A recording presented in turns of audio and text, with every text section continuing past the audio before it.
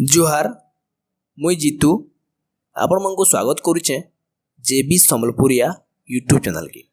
आज गोटे कथानी कहमी जार ना होचे लव कहा के कर्मा।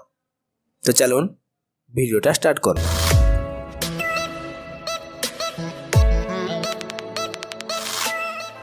थरे गोटे लोक तार नुआ कार के बहुत पॉलिश करी करी सफा करुतला।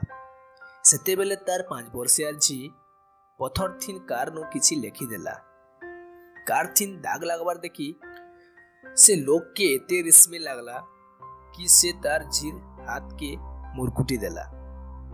एतकी जोर रे कि से छुआर हाथ फ्रैक्चर हे गला। हॉस्पिटल नो दरद नो कांदे कांदे से छुआ पचराला, बापा मोर हाथ केबे भले बा।